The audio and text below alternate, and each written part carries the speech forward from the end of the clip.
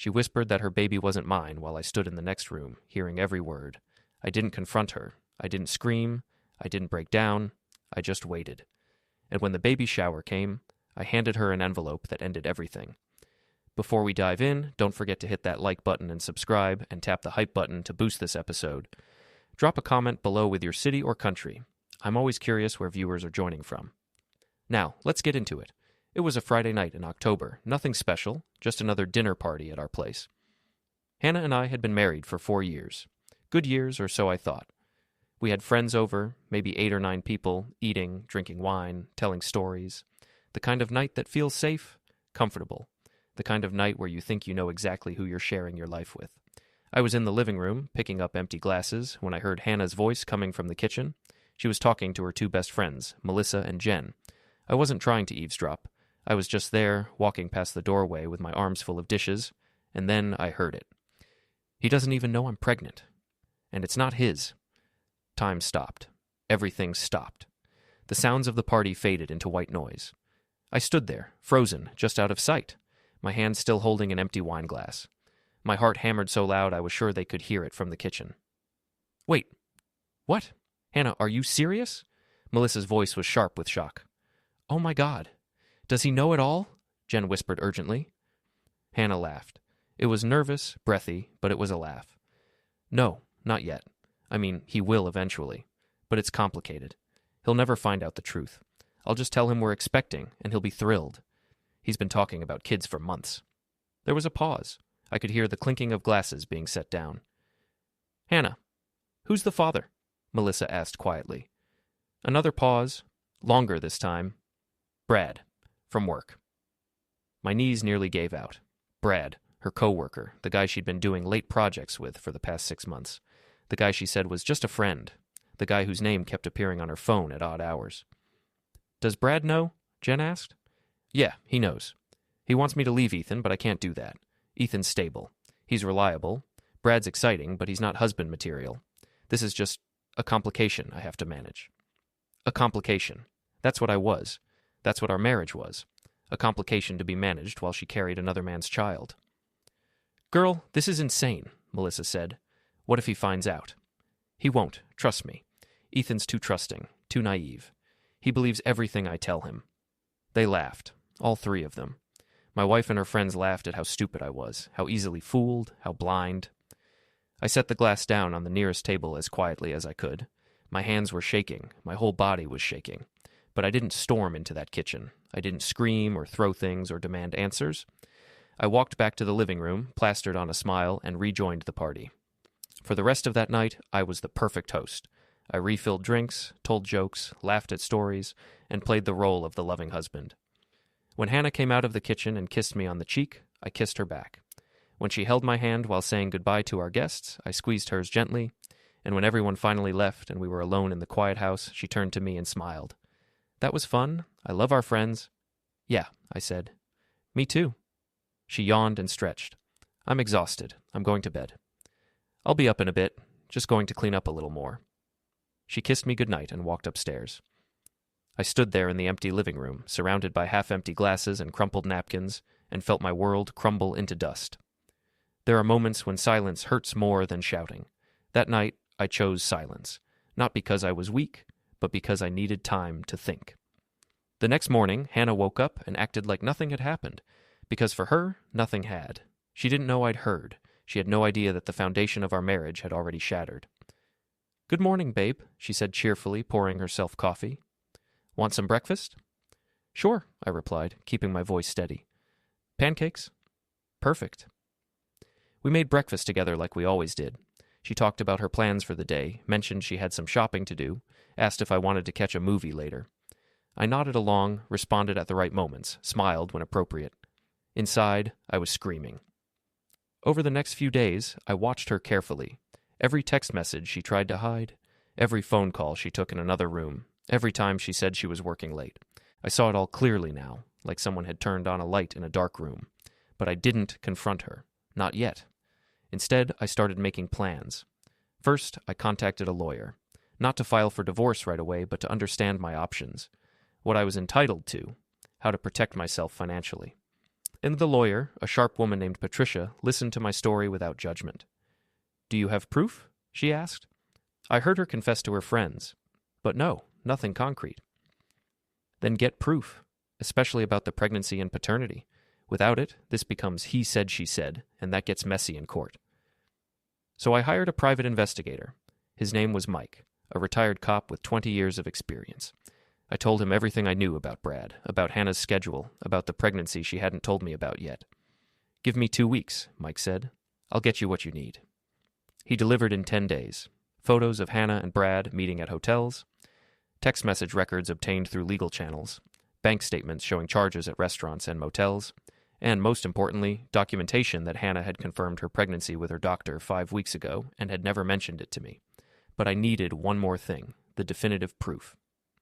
"Is it possible to get a paternity test before the baby is born?" I asked Mike. "Yes. It's called a non-invasive prenatal paternity test. They can do it as early as 8 weeks. Takes a blood sample from the mother and a DNA sample from the potential father. It's accurate and completely safe for the baby." "How do I get her to take it without her knowing?" Mike smiled. "You don't. But you can get a court order for it if you have enough evidence to support your claim. With what we have here, a judge would likely approve it, especially if you frame it as protecting your legal and financial interests before the child is born." It took another week, but my lawyer managed to get the order. Hannah was served with papers requiring her to submit to a paternity test. The sheriff delivered them to her at work. Her phone exploded that afternoon. "Ethan, what the hell is this?" she screamed when she called me. "Why are you doing this?" I kept my voice calm, cold. "Doing what, Hannah?" "A paternity test? Are you serious right now? Why would you question whether you're the father?" "I don't know, Hannah. Why would I?" Silence. Long, heavy silence. I don't understand what you're implying." "Then take the test. Prove me wrong." "This is insane. This is insulting. How dare you?" "The court has ordered it, Hannah. You don't have a choice. So either take the test voluntarily or they'll compel you to. Your call." She hung up on me. 30 seconds later, she called back, crying. "Ethan, please, this is crazy. Where is this coming from? Have I done something to make you doubt me?" "Just take the test, Hannah." She took the test. She didn't have a choice. 10 days later, the results came back. Negative. 0 probability that I was the father. I sat in my lawyer's office, holding the document in my hands, and felt nothing. No surprise, no rage, just a cold, hollow confirmation of what I already knew. "What do you want to do?" Patricia asked gently. "I want to wait," I said. "Wait? For what?" "She still hasn't told me she's pregnant. She's almost 3 months along now. I want to see how long she plans to keep lying." Patricia raised an eyebrow. "That's unusually patient of you." "I'm not being patient. I'm being strategic." She smiled slightly. "What are you planning?" "You'll see." For the next month, I was the model husband. I came home on time. I cooked dinner. I asked about her day. I rubbed her feet when she said they hurt.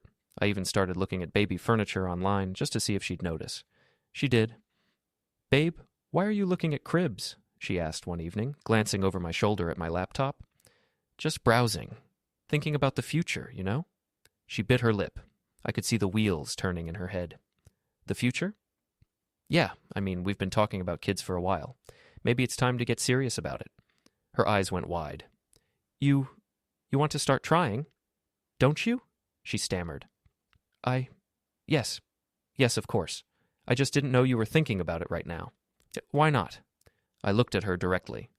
"Is there a reason we should wait?" The panic in her eyes was delicious. No reason. I want to make sure we're ready." "I'm ready whenever you are," I said, turning back to the laptop. "Let me know." She excused herself and practically ran to the bathroom. I heard her on the phone, whispering urgently. Probably to Brad. Probably trying to figure out how to tell me she was already pregnant without revealing who the father really was. 2 days later, she sat me down with tears in her eyes. "Ethan, I have something to tell you." "What is it?" I asked, taking her hand with just the right amount of concern. "I'm pregnant." I let my eyes widen, let my mouth fall open. "What? Really?" She nodded, tears streaming down her face. "I found out a few weeks ago. I was scared to tell you. I didn't know how you'd react." "Scared? Hannah, this is amazing." I pulled her into a hug, felt her body relax against mine. "We're going to be parents." You're not upset? Upset? Why would I be upset? This is the best news ever. She sobbed into my shoulder, probably from relief, probably thinking she'd gotten away with it. We should celebrate, I said. Let's throw a baby shower. Invite everyone. Make it a big deal. She pulled back, wiping her eyes. Really? You want to do that? Of course. This is huge. We should share it with the people we love. She smiled through her tears. Okay. Yes. Let's do it.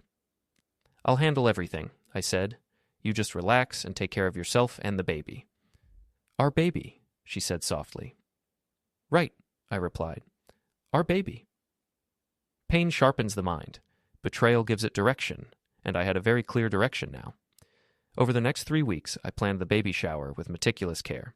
I rented a beautiful venue, a garden pavilion with string lights and flowers. I ordered a custom cake with Welcome Baby, written in delicate script. I sent invitations to all our friends and family, everyone who mattered to both of us. Hannah was glowing. She loved every detail. She spent hours picking out her outfit, a flowing blue dress that showed off her growing belly. She practiced her grateful smile in the mirror. She talked endlessly about how perfect everything was going to be. You're the best husband, she told me one night, curled up on the couch with her head on my shoulder. I don't know what I did to deserve you. You don't give yourself enough credit, I said, stroking her hair. You deserve everything. She deserved everything she was about to get, that's for sure. I invited Brad, too. Sent him a personal invitation, actually. He tried to decline, but I insisted. Come on, man. Hannah's coworkers should be there. It would mean a lot to her. He came. Of course he came. He probably thought it would look suspicious if he didn't. The day before the shower, I picked up a special envelope from my lawyer's office. Inside was a complete dossier. The DNA test results, photos of Hannah and Brad together, text message records, everything. Patricia had compiled it all into a neat, professional package with tabs and highlighted sections. Are you sure about this? She asked when she handed it to me. Completely. It's going to be brutal. Good. She shook her head. I've been doing this for 20 years, and I've never seen someone stay this calm about betrayal. I'm not calm, I said quietly. I'm just focused. That night, I barely slept. Not from nerves. I was ready. I'd been ready for weeks. I just kept imagining her face when she opened that envelope. Kept imagining the moment when her perfect lie exploded in front of everyone she knew. Sometimes revenge doesn't need shouting, just timing. The day was perfect. Sunny, 75 degrees, a light breeze rustling the leaves of the oak trees surrounding the pavilion. Guests started arriving around 2 o'clock. Hannah's parents, my parents, friends from college, neighbors, co-workers. The place filled up quickly with laughter and congratulations. Hannah looked radiant in her blue dress, her hand constantly resting on her belly, her smile bright and genuine. People hugged her, brought gifts, told her how excited they were for us. She soaked it all in, the attention, the love, the celebration. I played my part perfectly. The proud father-to-be, shaking hands, accepting congratulations, thanking people for coming. I kept my hand on Hannah's back, guided her through the crowd, made sure she was comfortable. Brad stood off to the side, looking uncomfortable. He kept checking his phone, avoiding eye contact with me. When Hannah saw him, her face went pale for just a second before she recovered her smile. Brad, I'm so glad you could make it, she said, her voice a little too high. Wouldn't miss it, he mumbled, handing her a wrapped gift. Congrats. I shook his hand firmly. Thanks for coming, man. Means a lot. His palm was sweating. Around 3:30, Hannah's best friend Melissa stood up and tapped her glass for attention. Everyone, can I have your attention, please? The crowd quieted down, turning toward her. I just want to take a moment to toast the parents-to-be. Hannah and Ethan, you two are going to be amazing parents. You have so much love to give, and this baby is so lucky to have you. To Hannah and Ethan. Everyone raised their glasses. To Hannah and Ethan. Hannah was crying happy tears. People were smiling, laughing, taking photos, and that's when I stood up. Actually, before we continue, I have something I'd like to give Hannah, I said, reaching into my jacket pocket. The crowd murmured with interest. Hannah looked at me curiously, wiping her eyes. What is it? She asked, smiling. I pulled out the white envelope. It looked innocent enough. Just a regular manila envelope, unsealed, with her name written on the front. A little something for the occasion, I said, walking over to her. She laughed nervously. Ethan, you didn't have to get me anything. You've already done so much. Oh, but I did. I really did. I handed her the envelope. Our eyes met. For just a second, I saw a flicker of fear in her gaze. some instinct warning her that something was wrong. But she was in front of 60 people. She couldn't refuse. She couldn't make a scene, so she took it. "Open it," I said gently. She looked around at the crowd, at all the expectant faces, and slowly opened the envelope. I watched her face as she pulled out the first page. It was the DNA test results, with the conclusion highlighted in yellow. Probability of paternity, 0%. The color drained from her face. Her hands started shaking. What is this?" she whispered. "Keep reading," I said calmly. She flipped to the next page. Photos of her and Brad at a hotel, timestamps, dates. Her hand flew to her mouth. The crowd was starting to sense something was wrong. People leaned forward, trying to see what was in the envelope. "Ethan." Hannah's voice was barely audible. "Please." "Keep reading," I repeated. Text messages. "I love you." "He doesn't suspect anything. We can't keep doing this. I'm pregnant. He'll never know." Her legs buckled. Melissa rushed forward to catch her, confused. "Hannah, what's wrong? What is that?" Hannah couldn't speak. She just stood there, shaking, holding the papers in her trembling hands. I turned to face the crowd. 60 faces staring at me, confused, concerned, waiting for an explanation. I spoke clearly, calmly. My voice carried across the silent pavilion. "Ladies and gentlemen, thank you all for coming today. I appreciate you taking the time to celebrate with us. However, I've recently discovered that the baby we're celebrating today isn't actually mine. The DNA test results are in that envelope, along with evidence of an affair between my wife and her coworker, Brad Morrison, who's standing right over there." Every head swiveled toward Brad. He looked like he wanted to disappear into the ground. Hannah was sobbing now. "Ethan, please let me explain." "I heard you," I said, looking directly at her. "That night at the dinner party. I heard you tell Melissa and Jen that I didn't know you were pregnant and that it wasn't mine. I heard you laugh about how naive I was, how easy I was to fool." Melissa's face went white. Jen, standing near the gift table, looked like she might vomit. Hannah reached for me. "Please, Ethan, I'm so sorry. I made a mistake. Please." I stepped back, out of her reach. "I'm not here to make a scene," I said. "I just wanted everyone to know the truth. You wanted a celebration, Hannah. You wanted everyone we know to come together and share in your joy. So here we are, celebrating." I looked around at the shocked faces of our friends and family. Hannah's mother was crying. My father looked like he wanted to hit something. I turned back to Hannah and Brad. "Congratulations," I said. "To you too. I'm out." And then I walked away. Behind me, chaos erupted. Hannah screaming my name, people shouting questions, Brad trying to explain, Hannah's mother demanding answers, Melissa and Jen crying. I just kept walking. Through the pavilion, through the parking lot, to my car. I got in, started the engine, and drove away from the baby shower, from the life I'd thought I had, from the woman I'd thought I knew. My phone started ringing before I even made it to the highway. I turned it off. Sometimes the quietest goodbyes leave the loudest echoes.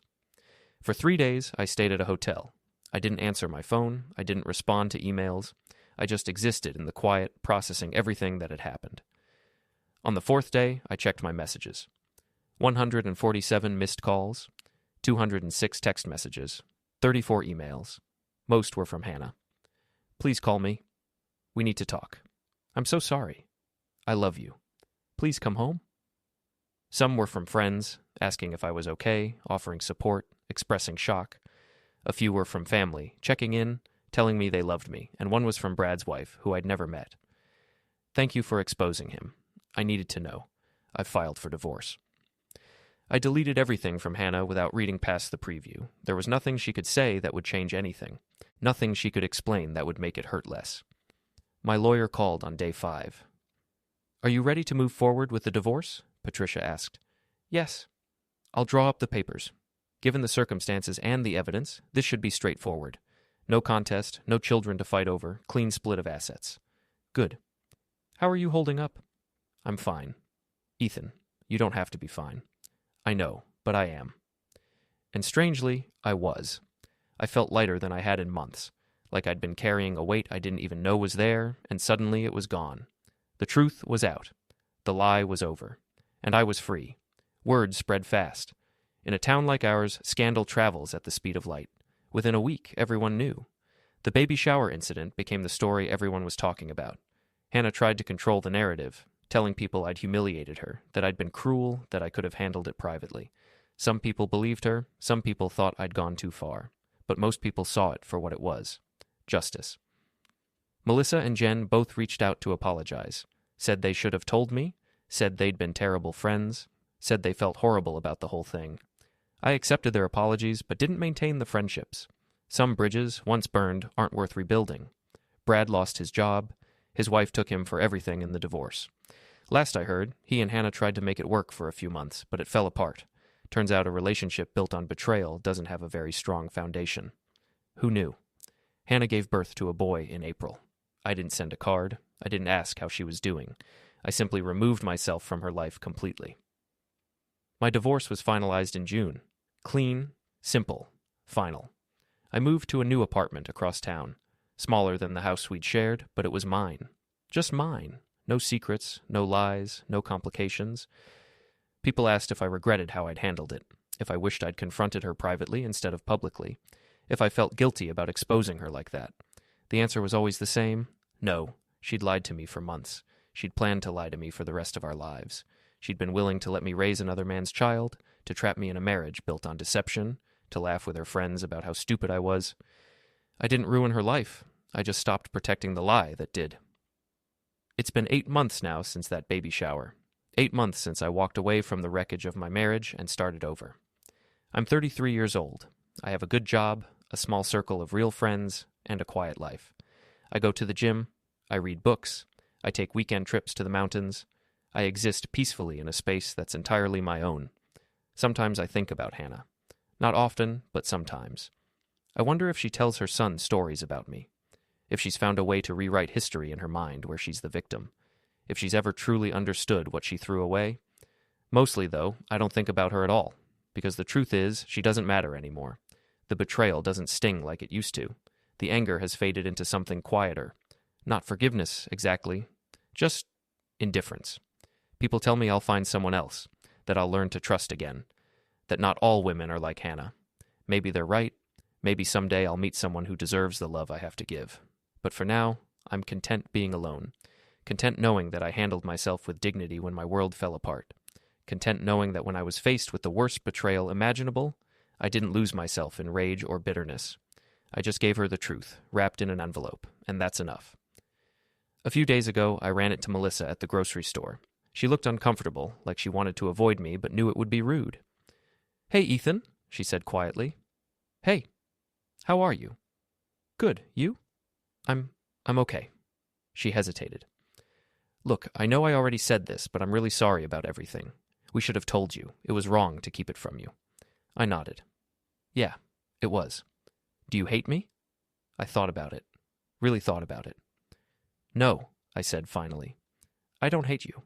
I don't hate Hannah either. I just don't care anymore." She looked relieved and sad at the same time.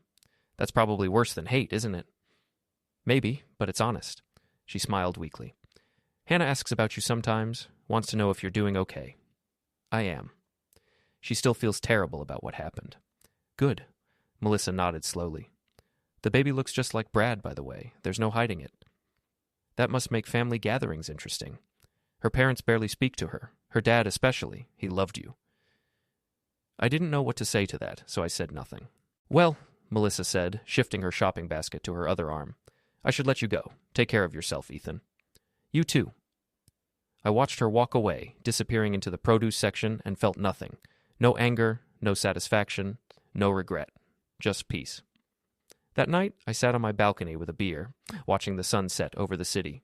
The sky was painted in shades of orange and pink, beautiful and temporary, just like everything else. My phone buzzed. A text from a friend inviting me to a barbecue next weekend. I replied that I'd be there. Life moves forward. It has to, and I'm moving with it. Sometimes people ask me if I believe in karma, if I think Hannah got what she deserved, if I think Brad suffered enough for what he did. I tell them I don't know. I'm not keeping score anymore. All I know is this. I stood in that next room and heard my wife admit she was carrying another man's child. I could have exploded, could have confronted her that night, could have let rage dictate my actions. Instead, I waited, I planned, I gathered evidence. And when the moment was right, I revealed the truth in a way that left no room for denial, no space for manipulation, no chance for her to spin the story in her favor. Was it harsh? Maybe. Was it cruel? Possibly. Was it deserved? Absolutely. I didn't do it for revenge. Not really. I did it for closure, for truth, for every person who's ever been lied to and gaslit and made to feel crazy for questioning what their instincts were screaming at them. I did it because some lies are too big to confront quietly. Some betrayals need to be seen in the light of day, and I did it because I deserved better. We all deserve better than being someone's backup plan, someone's safety net, someone's convenient lie. The envelope wasn't just DNA results and evidence. It was my self-respect, my dignity, my refusal to be a victim of someone else's selfish choices. I handed her that envelope, and I handed myself freedom.